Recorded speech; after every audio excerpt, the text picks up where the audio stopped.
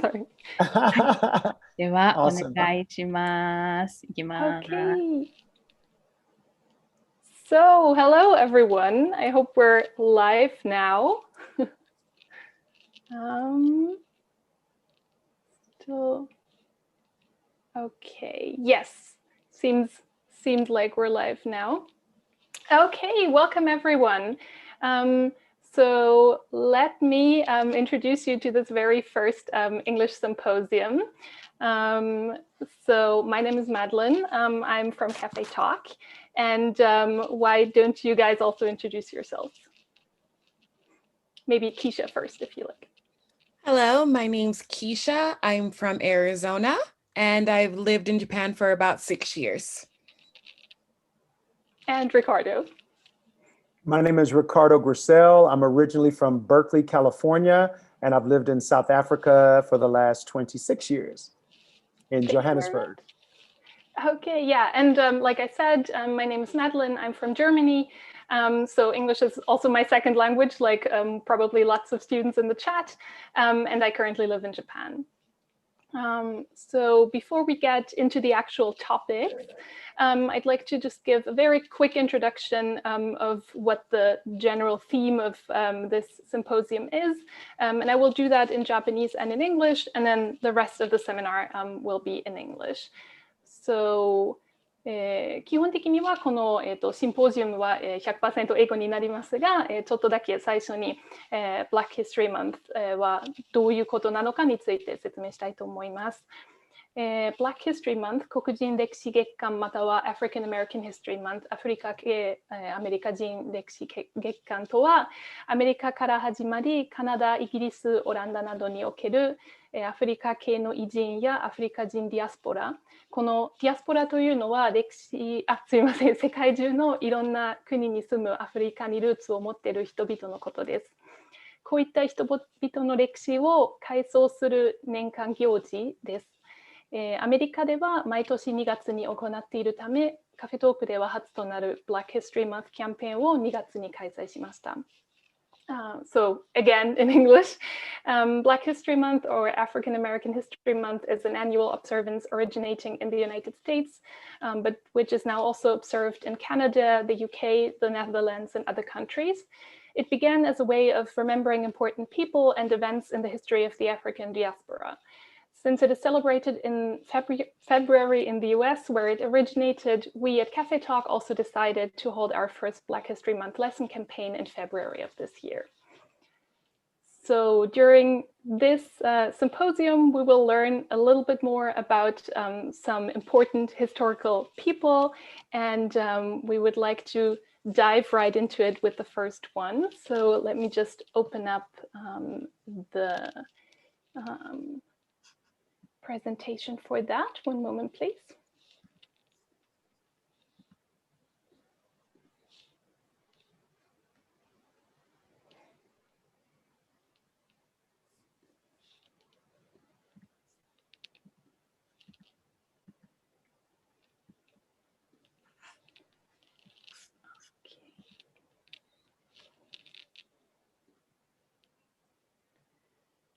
Okay, and then let me share my screen.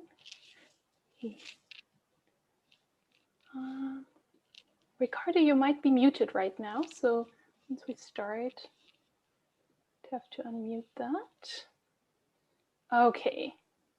Can you guys see the share screen? Does it look okay? Okay, then just open that up fully. Okay, doesn't seem like it. I'm sorry. So we'll have to go with this kind of size, and then I'll just go through it and you can tell me once I have to go to the next one. Okay, let's get started. Sorry, you're still muted, Ricardo. Thank you so much, Madeline. And Kesha, it's a pleasure to meet you, and I'm excited to be part of the symposium. Very excited to share with you during this Black History Month a bit about baseball and Black Lives Matter. I thought that would be appropriate because of my passion for baseball. My father actually was a professional baseball player in Panama.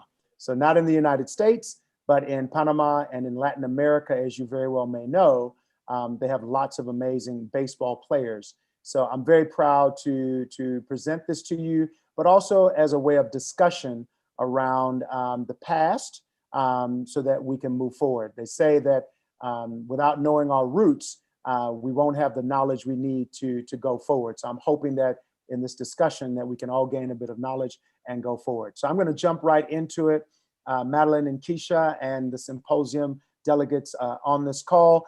This is MLB and BLM, Major League Baseball and Black Lives Matter.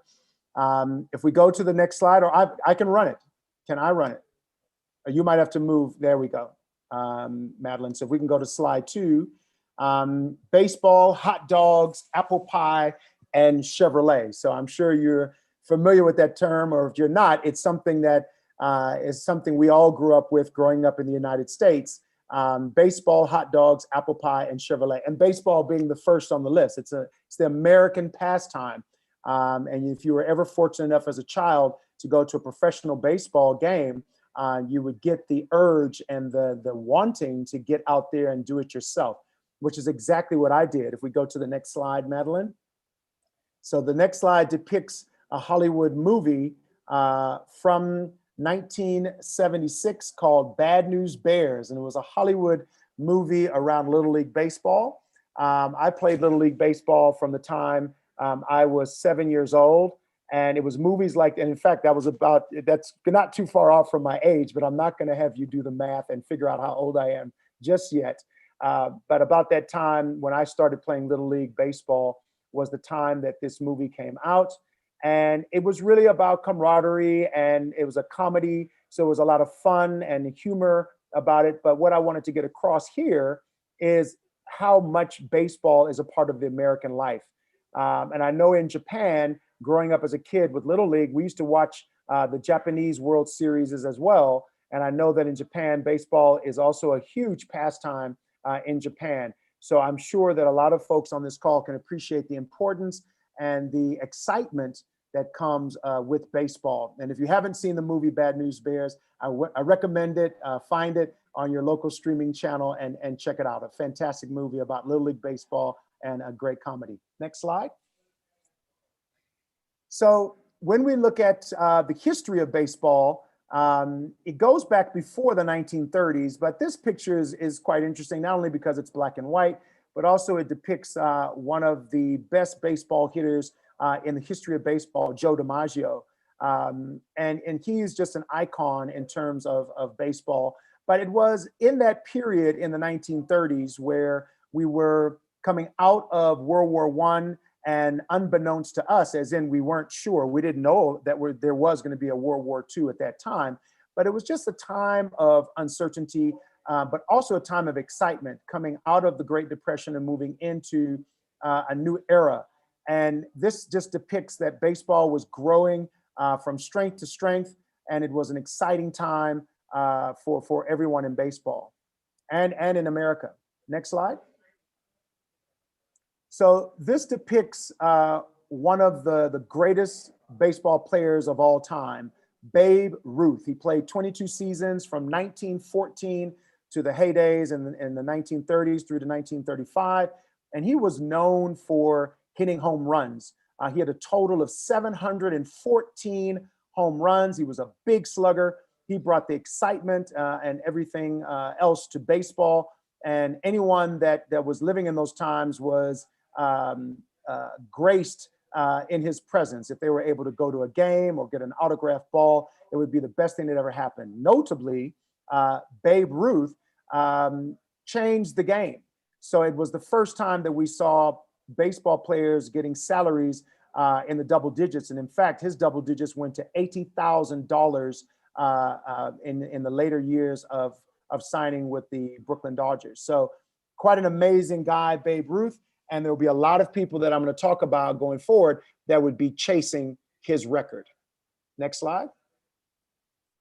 So as I said, 1930 wasn't when baseball started. Major League Baseball was founded in 1869 in Cincinnati, Ohio. But there was also a league that was happening alongside of the Major League Baseball that started essentially in 1869. It was the Negro Leagues. And this is a picture of the Negro League World Series in 1924. The Negro League started in 1920, just 4 years before this photo and the World Series. And you can see that it wasn't a B league, meaning that it wasn't a league that was second best to the major leagues. It was actually major league itself. It's just that unfortunately, it was during a time of Jim Crow.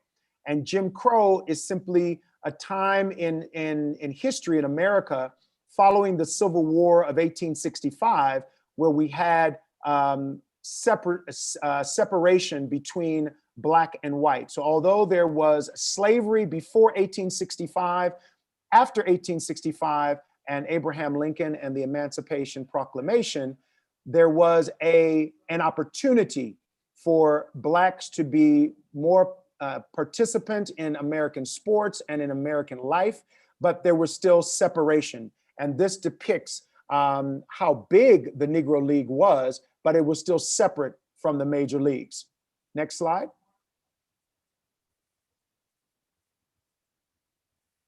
Here you can see the Homestead Grays, who won the World Series for the Negro League. This was just a year after Jackie Robinson breaks the color barrier, and it was the last year of the formal Negro Leagues. So 1948 was the last year that there was a formal World Series for the Negro Leagues. And in 1947, which we're going to speak about, is when the color barrier was broken, and the Negro League was then essentially absorbed by the one baseball league, which is Major League Baseball. Next slide. So in 1945 is when it all started. That was a big year in the world. It was the end of World War II. It was when things were changing, a lot of industrialization. There was big business now in baseball. There was opportunity to take in money from the stands. You can see in this photograph how full the stands were in this particular stadium, and the program talking about the facts and figures and official rules of baseball. Baseball really took on a league of its own now. It was the biggest thing in sports for the United States of America. Basketball and American football don't even feature whatsoever. And baseball is now coming into its own. But it's also a time where, because of the Jim Crow laws, there's this fight between the Negro Leagues and Major League Baseball. Obviously, not only the players, but spectators, owners, white players, all wanting to have the best possible league they could have. And the only way to do that would be to integrate baseball. Next slide. So in the mid-1940s, Branch Rickey, who was a club president and general manager of the Brooklyn Dodgers, he began to scout the Negro Leagues for a possible addition to the Dodgers roster. Rickey selected Jackie Robinson from a list of promising Black players and interviewed him for a possible assignment. And I want you to go to the next slide, because I wanted to show this slide to show you what the Brooklyn Dodgers looked like before the color barrier was broken. And this is what it looked like after. So there is the illustrious Jackie Robinson, who broke the color barrier 2 years after the negotiations were happening in 1945. And what was interesting about those negotiations is that we talk about negotiations in terms of money, in terms of value orientation, what can you offer someone? Well, in this case, to break the color barrier, Jackie Robinson had to go through quite a discourse with the manager, Rickey, who wanted to have him on the team. So what he asked him, Jackie Robinson, are you prepared to deal with racial slurs, racial epithets that are going to come against you by players, by spectators, by owners, because you're Black? And Jackie Robinson asked him, do you want me to back down if people call me names, if people treat me less than a human? And he said, I want you to back down. I want you to actually take this opportunity to put it all out on the baseball field. That must have been a very difficult thing for Jackie Robinson, anticipating being the first Black to enter the major leagues, but he agreed. He signed on from 1945 and entered the big leagues in April of 1947 as the first American to play in the major leagues. Next slide. So although he was able to break the color barrier, that didn't end Jim Crow. Jim Crow only ended in 1965. So from 1865 to 1965, I mean, more accurately, probably 1964, but for almost 100 years, Jim Crow existed.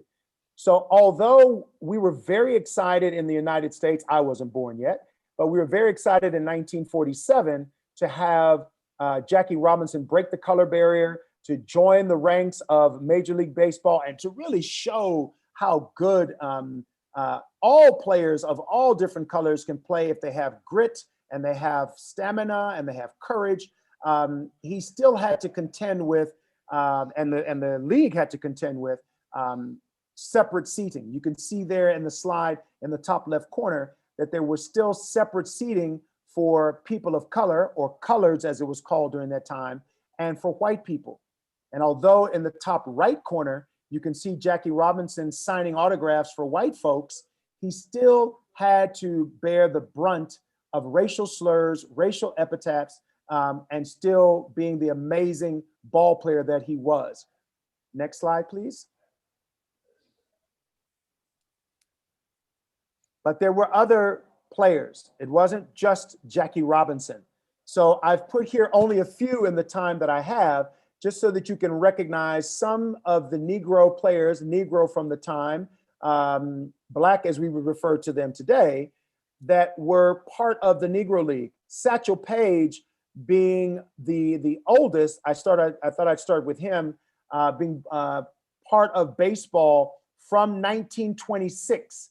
So 1926 to 1965 was Satchel Paige's years in the major leagues.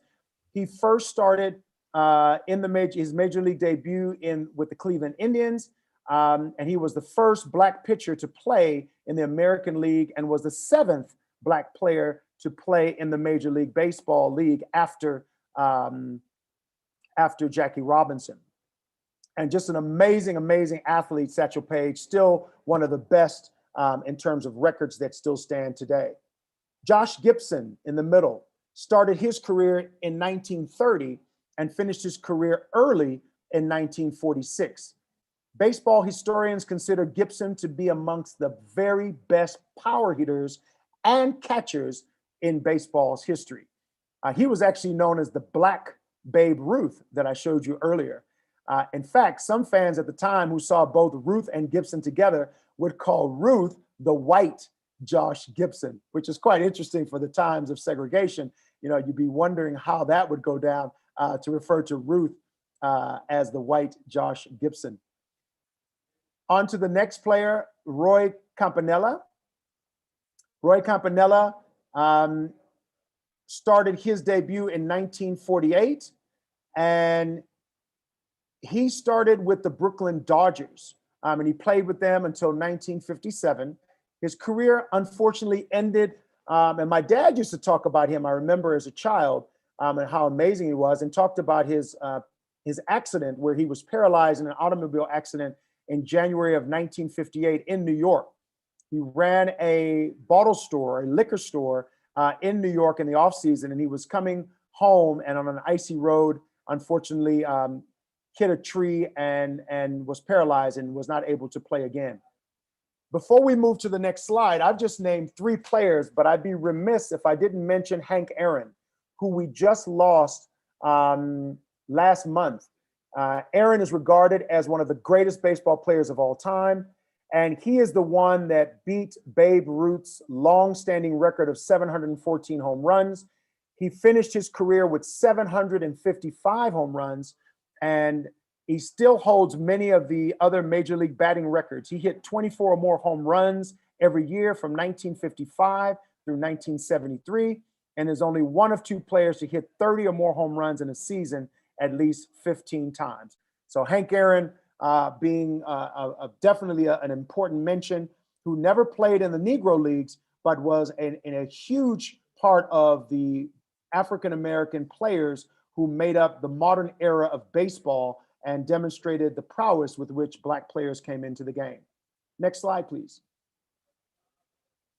So, Black Lives Matter really took off, obviously, during the Black Lives Matter goes back, I believe, some 4 years with the initial attacks on young Black men, unarmed, and because of police brutality, Black Lives Matter started. So it was really to raise awareness around the brutalization and aggressive nature with which police forces would redline Black males especially, but also Black females in communities throughout the United States.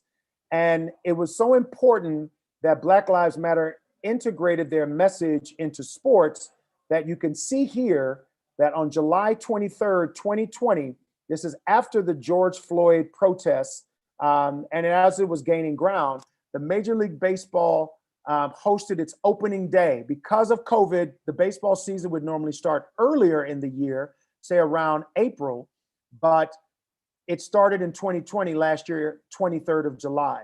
And in support of Black Lives Matter, you can see the emblem that was sprayed on the mound of the pitcher's mound next to the pitcher. The first game was against the New York Yankees against the Washington Nationals. You can go forward, please, with the next slide. You see the BLM logo displayed prominently on the pitcher's mound. It'd been stenciled in along with the Major League Baseball logo in the Washington ballpark and in others around the league. Besides the logo, they decided that also the Major League decided players could also visibly show their support for social justice movements by wearing patches on their uniform shown here in the top left corner, zoomed in, and you can see it on the players' sleeves as they kneel during the national anthem.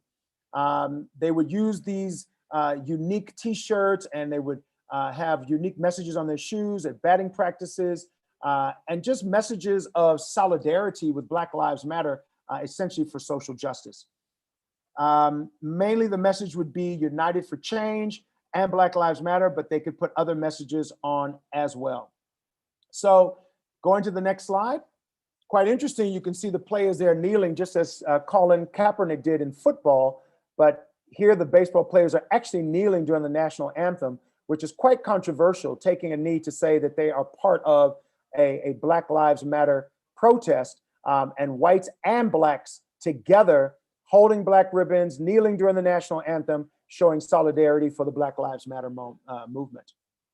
Finally, the Commissioner Robert Manfred, shown in the next slide, saying that we are now grateful to count the players of the Negro Leagues, right? That went from 1920 to 1948. He's proud to count the players of the Negro Leagues where they belong, as major leaguers within the official historical record. He quotes, "All of us who love baseball have long known that the Negro Leagues produced many of our game's finest players, innovations, and triumphs against the backdrop of injustice. The Major League decision came during a national reckoning following the Memorial Day killing of George Floyd by Minneapolis police. His death led to a discussion of how race, discrimination, and social inequities impact many facets of American life, including sports." An interesting note is that the American League's Cleveland-based franchise, formerly known as the Cleveland Indians, after 105 years, have dropped its team name, which had been widely viewed as racist and culturally offensive to Native Americans. So no longer will they be called the Cleveland Indians, and they're looking for an appropriate name to this day. In that slide, you'll notice the different statistics on the Negro League players' jerseys: 32 home runs, 1.7 ERA, 238 home runs, and so forth, 49 stolen bases. All of these records that were part of the Negro League have now been accepted, codified, and part of Major League Baseball. So there is one league, one historical record, and now all of a sudden you're going to see people like Josh Gibson getting their just due in the Hall of Fame with Major League players. Last slide. I really wanted to just close the presentation with, what is the future of baseball and sports in America? Oftentimes we say that we shouldn't mix politics with sports. You shouldn't mix religion with politics and sports, that they each have their own place to play and to have a voice. But they really are inseparable, that it is about society and it is about, how we live. So this picture for me just demonstrates that baseball is for everyone. It's not just for white men, but it's for Black men, Black women, young, old, male, female, Japanese. I had a photo of a Palestinian group of little leaguers, beautiful photo of females and males all together. It was just too pixelated to show in the PowerPoint. But baseball in itself is not even only an American pastime. I know that in Japan it is highly celebrated. It's celebrated around the world. And one day I pray that the World Series won't just represent the United States of America, but the World Series will represent Japan, America, and the rest of the world.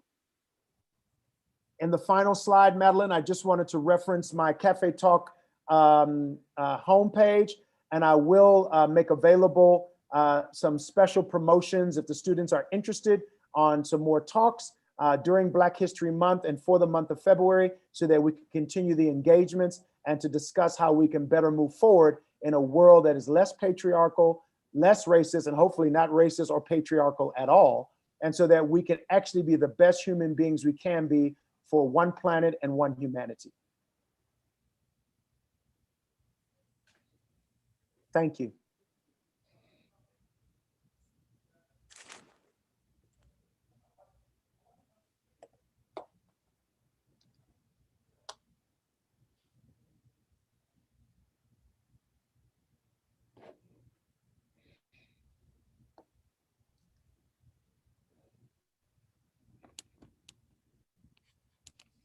Am I muted? Am I unmuted now? Okay, I'm sorry. Okay, so yeah, thank you very much. I learned so much. I didn't know anything about baseball before. And we have some clapping emojis in the chat. Then the student says that they have never heard about the Negro League. So very educational. Another student says that thankfully now we get to enjoy a colorless major league. And lots of other students also say thank you and thanks. Wonderful. Okay. To the students, if you have questions, feel free to type them as well. We'll get back to the questions later. But for now, let's get to the next topic, Kesha's topic. So do you want to share your screen as well? Yes, one moment. Can you see my screen? Yes, perfect. Okay. Today I wanted to talk about Black women in space. I went to a historically Black college and university called Spelman. And at that school, we were taught to always talk about the contributions that Black women have made to society. A lot of people know about Black music and other aspects of our culture, but the contributions we've made to science are not often highlighted. So I want to talk about what scientific aspects Black women have had in American culture. Okay. I wasn't sure if you know these three women. You may have seen them in the movie Hidden Figures. I'm not sure how many of you have seen Hidden Figures, but it's a movie about the three women that I showed you. Hidden Figures was about Dorothy Vaughan, Katherine Johnson, and also Mary Jackson. These three women worked for NASA space program in the United States. This is unique because the space program was mostly white men and Blacks were not allowed to work for the program before 1941. So at the space program, the majority of the people who participated in it were white men. People of color were not allowed to do anything at all in the space program. What changed in 1941 is that President Franklin Roosevelt made the law that jobs in the federal government could not be denied because of race. This meant that Black people and other non-whites could be hired by the federal government. So before 1941, any job that was within the government, they were allowed to segregate you by race. That meant a lot of opportunities for Black people and for people from other countries, especially Blacks, Native Americans, Asians. We could not apply for those positions or be accepted, no matter how skilled or talented we were, because our race alone. So the president decided that this wasn't acceptable in America, not really because he felt bad about it, but because we're missing out on so many skill sets that other people could provide to the country simply on race. So when it came to federal jobs, this came into effect in 1941. But if you're not familiar with America, there's a difference between federal and state law. Federal laws are things that work for only federal buildings, things of national level. But locally, it's a very different story. So the laws meant that Blacks could have government jobs, but there was still legal segregation in the United States until 1946. So Ricardo talked about Jim Crow, and that's very accurate. So even though the federal government was allowing Black people to have jobs, when they left their jobs, they were still having to deal with segregation, whether it was movie theaters or drinking fountains, bathrooms, everything in their daily life was segregated, even though they're working for the federal government. In the 1950s and 1960s, America was in a space race with Russia. America wanted to be the most powerful country in space at the time. So during that time, there's a lot of upset and anger in America that Russia was seeming to be more advanced in space than we were.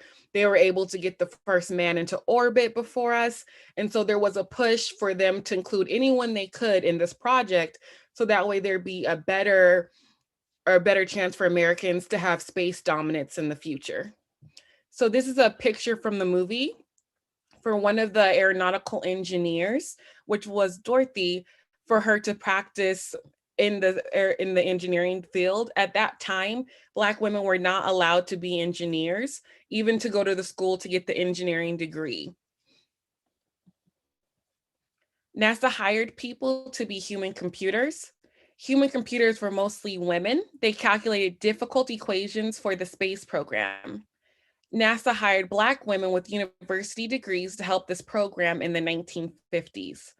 So when you went to NASA, there was basically two big buildings that did the human computing. There was a side for Black people, for Black women, and there was a side for white women who were doing the very tedious job, or very difficult job of calculating how the rocket should shoot or how much weight you could put in the rocket. It was very long hours, and they were given this work because it was considered more on the lower end. And then they would give this work to men who would then try to make final decisions on what should happen with the rocket. And because the Black women were separated from the white women were paid much more money than the Black women to do the exact same work. Dorothy, Mary, and Catherine worked as human computers and engineers. Their job was to help the first American orbit around the Earth. So here are some pictures of human engineers, or some human engineers trying to figure out the first orbiting spacecraft. And the goal was to go around more times than the Russians did. I believe the Russians went around twice or once around the Earth. And at that time, we were trying to get an American to go around 7 times to orbit the Earth. Black scientists at NASA could not work in the same lab as white scientists. They could not eat in the same cafeteria, use the same restrooms, or get equal pay for their hard work. And here's a photo of Dorothy in this photo here. In February 1962, John Glenn became the first American to orbit the Earth. Without the help of Katherine Johnson, Dorothy Vaughan, and Mary Jackson, this would have not been possible. The equations changed the American space program forever. And especially Katherine Johnson, she was so pivotal to the movement that John Glenn would not go into space unless she checked the calculations. Because what she did was the defining factor of whether or not that rocket would go up or that rocket would crash to the Earth and he wouldn't survive. And because they placed so much value in her, Katherine Johnson ended up staying with the space program for many years. And also Dorothy Vaughan, they all ended up having higher positions, becoming engineers and becoming the first supervisors that were female and African-American in NASA. Okay. Nice, thank you very much. I actually watched the movie, so that was really exciting to learn about the actual people. Thank you. Okay, so, yeah, thank you for stopping the screen share. Okay, let's see. Oh, there's another student in the chat who has also seen the movie and says it was very good. Another student says that they never heard of them before. And another student says that they were really smart. Yeah, definitely. Great. Yeah. So let's see. There's a little bit of time lag. So if we have more questions, and feel free to ask questions, that might take a little bit of time. So one thing I was wondering during the baseball presentation was, when the leagues were still separated, would people also only go to the Negro League games if they were Black, or would also white spectators go? I don't know if you know that, but yeah, that's a very good question, Madeline. Blacks and whites attended both Negro League and Major League Baseball games, but they would always be separate, especially in the Major League Baseball stadiums. In the colored leagues and the Negro Leagues, if white people wanted to sit with coloreds, they could, but in likelihood, unless they were scouting or managers or associated with players, they would sit in their section. So blacks would be much more, and have always been much more accommodating to all the races. But in the cases during Jim Crow, especially due to the law and due to behaviors and attitudes, white folks typically would separate themselves from Black people. I see. Thank you very much. Yeah, I was wondering that. So yeah, let's maybe also talk a little bit about language, how it is currently used, how it was maybe used in the past. So one word that also came up in your presentation was colored. And if I understand right, that's a word that at least in America would not be used anymore right now, right? It's fascinating because, and Kesha, this will be for you as well. I don't know if you've ever been to South Africa, Kesha. I spoke to Madeline, and she still owes me a trip to South Africa. So you both owe me a trip. And everyone on this call, you must come to South Africa. What's fascinating is colored had its time. And the time that it had was coming out of the Civil War, where it was unique to be called colored. What it meant is that they wanted to separate themselves from the term Negro because they wanted to see themselves, even if they were quote unquote slaves, they would prefer to be indentured servants. They would prefer to be seen as higher class. So colored seemed at the time to be a better representation of Black people. Moving forward, that has changed in the United States. So by the time we get to the 1950s, it's already a bit taboo to start using that term colored. And certainly as we move into civil rights legislation in 1964, post Jim Crow, colored is almost out the door. In South Africa, colored is its own section of people. So Black being African Black, if you look at me and the way I look, and that's the only way to do this, guys, to understand, first of all, race is a fallacy. There is no truth. There is no science. There is nothing to race whatsoever. I love what one of the students said, that we're looking forward to a colorless society. The only thing I would change, instead of saying colorless, I would say colorful. So we are all full of color. I am full of color. Madeline is full of color. Kesha's full of color. But the way I look may not appear to be African Black.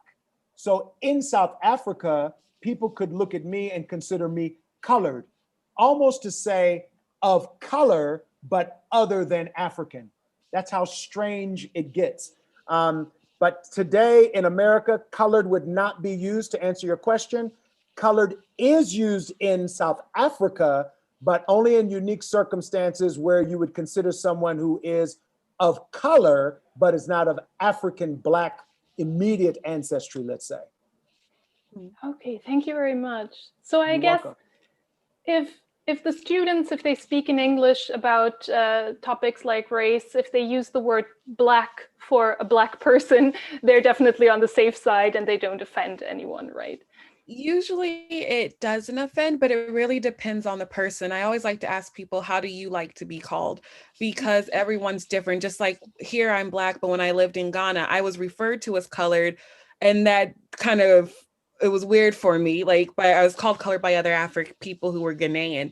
So race is a social construct, meaning no matter, depending on the society you're in, they've constructed it differently. So it's best just to ask people. I don't mind being called Black.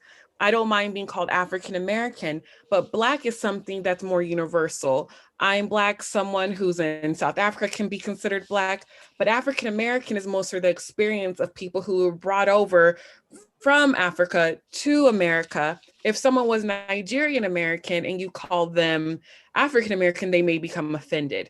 If they're from Nigerian descent or Ghanaian descent or Kenyan, most of my friends that are from those countries tend to like to be called by those names.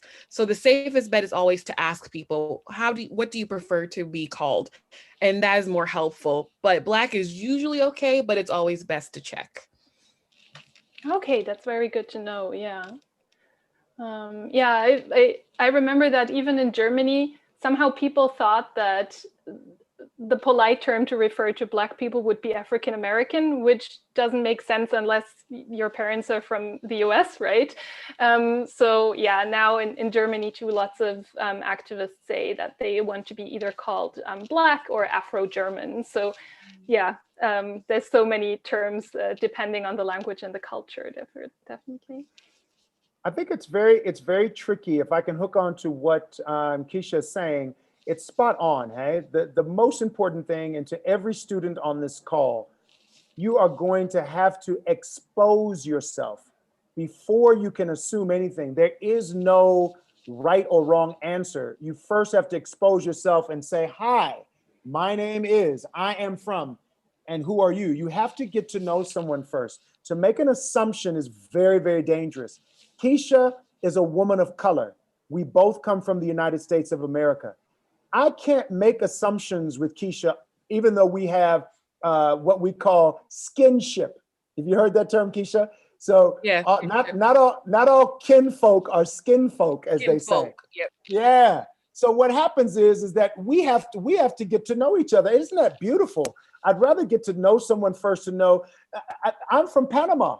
So I don't know if students picked up on the call that my parents are both from Panama. My father, as I said, played baseball in Panama. So I am technically an African Latin American, which is a mouthful.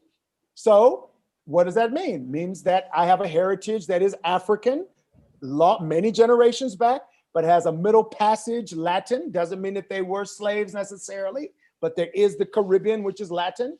And then I lived in America. But Black for me is political. I don't see Kesha as Black. Her skin does not look black to me. Her skin looks brown. Madeline doesn't look white to me. She looks like she is olive complexion or light complexion. So for me, that's why I remain saying that race is a fallacy. When I refer to Black, for me, actually, Kesha and Madeline and the students, it's political.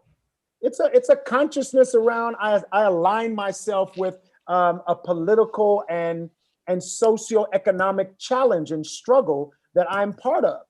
And it's not about whether I want to be, or it is, because it was established as a fallacy so many centuries ago. So I would love a Japanese student, if they ask, what would you like to be called? I'd love to give them the tongue twister first, African Latin American. That's a word. Definitely, yeah. It's always important to remember that that there's no science behind race, because when you hear all these words, it's easy to think in like categories. But one other student asks or says that they are more of a basketball fan. And they were wondering if there was a similar history with basketball. I don't know if you know anything about that, but I'm guessing since it was a countrywide thing, it was probably also segregated, or? That's a very good question. I don't have the answer, and Kesha, please chime in if you do. The only thing I'm aware of basketball is that there was the American Basketball Association and the National Basketball Association, and they merged to become the NBA. But I don't believe the ABA was all black. There was segregation, but I'm not sure in terms of leagues if there was a black basketball league. Kesha, are you aware? Do you know anything, Kesha? With the aspect of sports, no, I'm not aware of they were segregated. I know that politically, the NBA has a lot more freedom than baseball regarding protests because there's more Black empowerment with the players. So I mostly follow that regarding the baseball versus basketball and why they responded so differently to Black Lives Matter.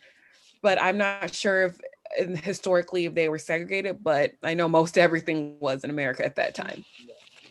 Safe bet it was. Yeah, thank you very much. And yeah, another student also says that's good to know to ask first and not to assume. That's definitely true. Another word that just came up was woman of color, and maybe students have also heard words like person or people of color.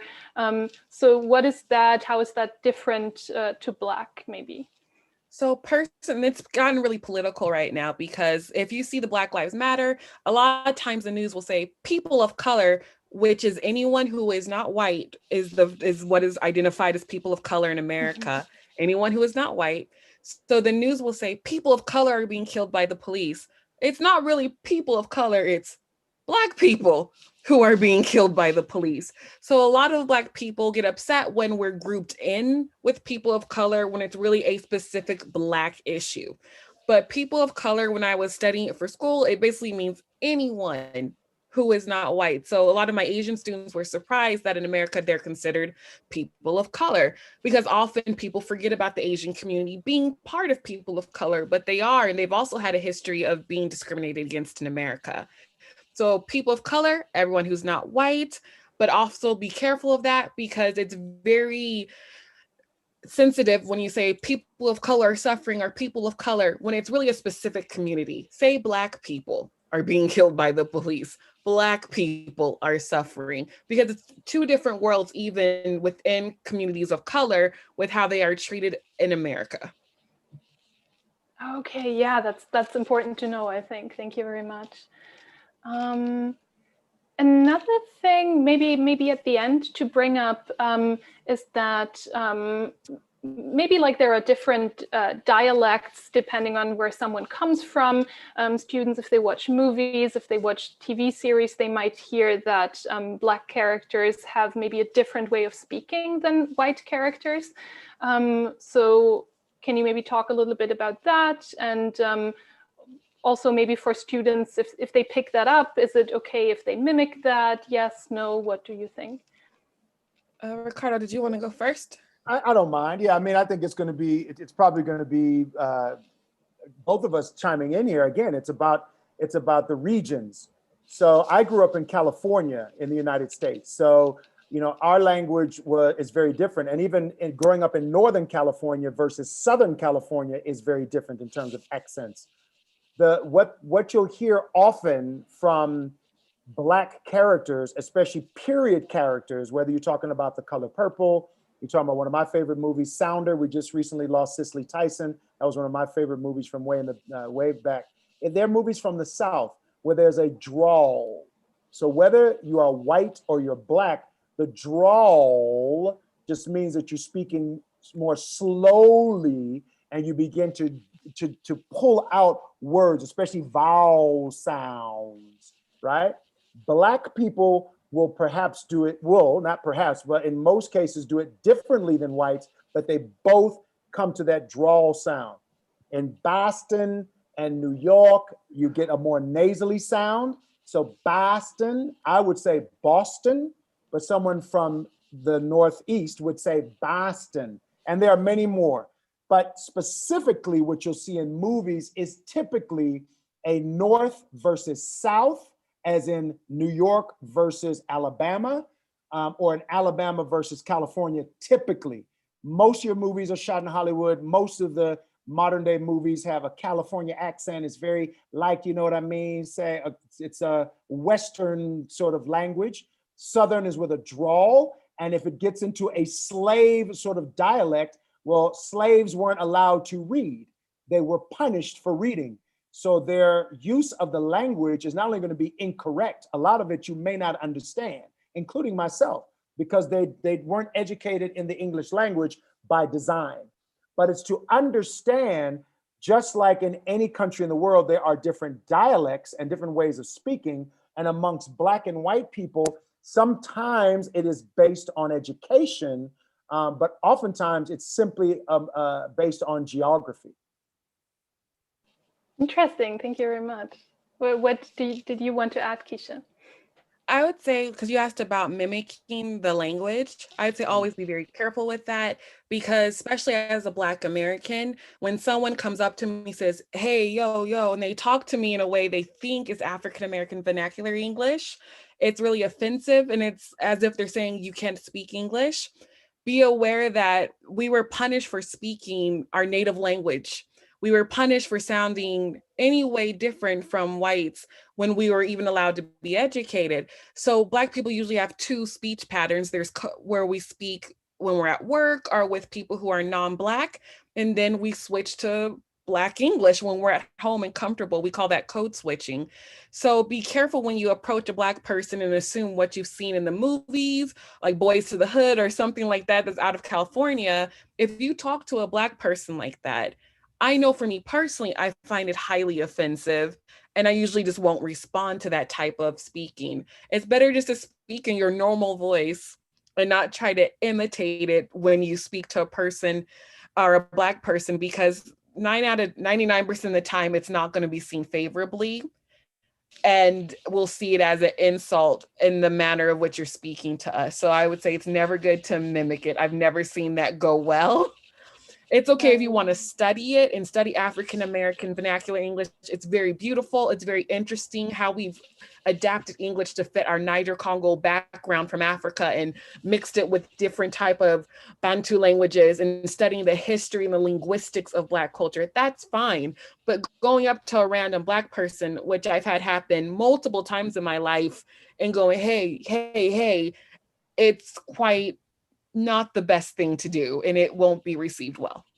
Right. Yeah, it's like a caricature, because it's not like people actually speak, right? Like, I don't know if it's a good example, but I would imagine if someone came up to a Japanese person and spoke like an anime character, because they've just watched so many anime and they think that's how actual people talk when they don't really.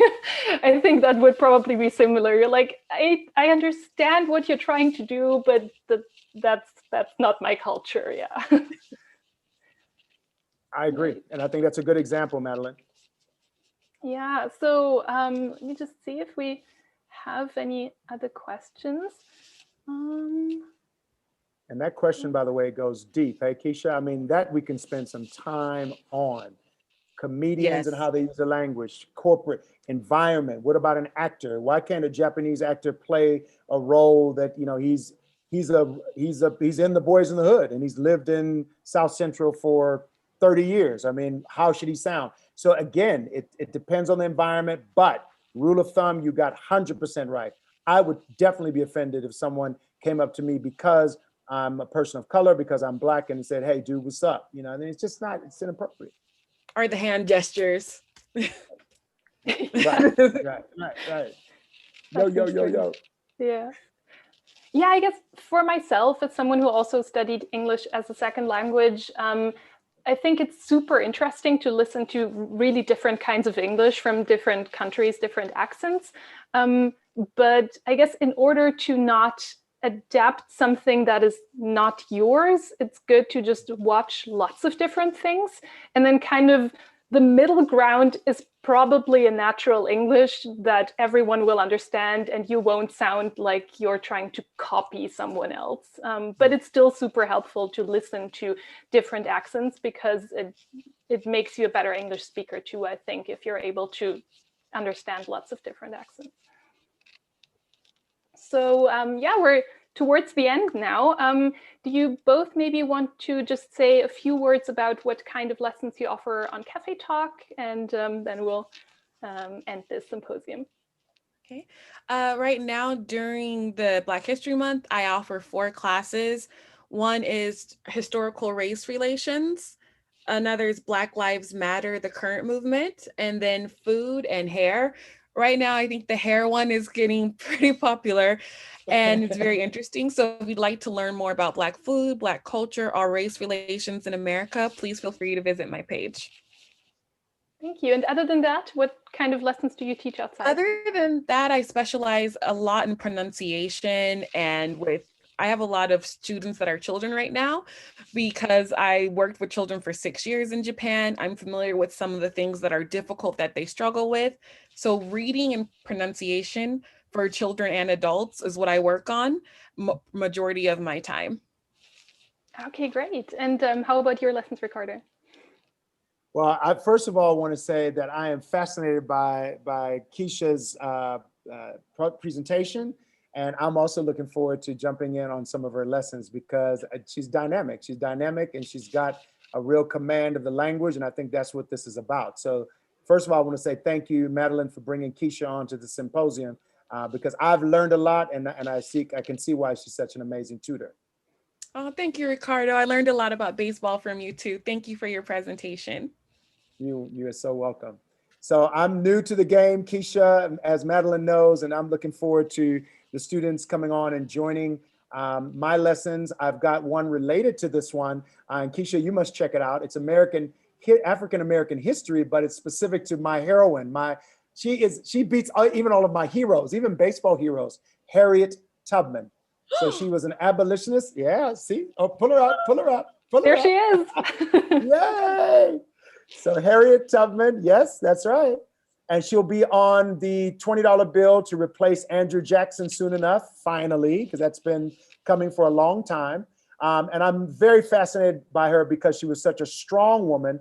And I love the way that she carried a pistol, because remember, if you're a fugitive slave, you can get captured. So here's a Black woman in an era where any white man, doesn't matter if you're a boy, it doesn't matter. You could be a priest, a pastor, a cowboy.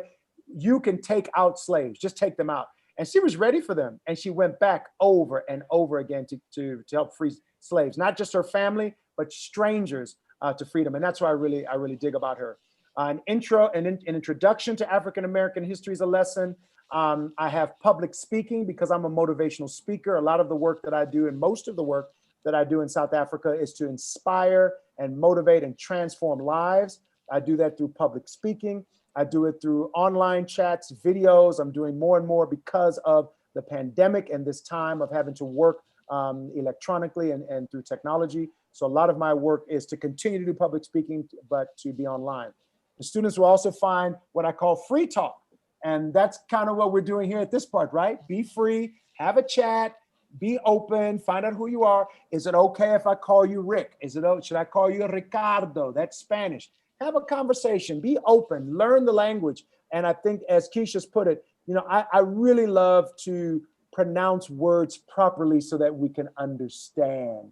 So I'm okay with slowing it down. I'm okay with engaging. I want to be heard as much as I want to hear people. So it's very important for folks to understand that free talk is really that. It's to talk about whatever you want to get into, and I'm happy to go there with you to learn the language and to speak better as we learn topics.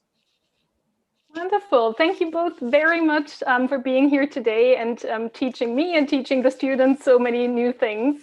I will definitely look up a couple of those people on my own as well. And yeah, thank you to all of the students who joined in and asked questions and maybe just watched and hopefully learned something. I hope you had a good time. And if you like, please check out both of their lessons. They're really exciting. And yeah, thank you very much. And have a good evening then for everyone in Japan. Goodbye. Goodbye. Thank you. Bye. Thank you. See you. Bye-bye.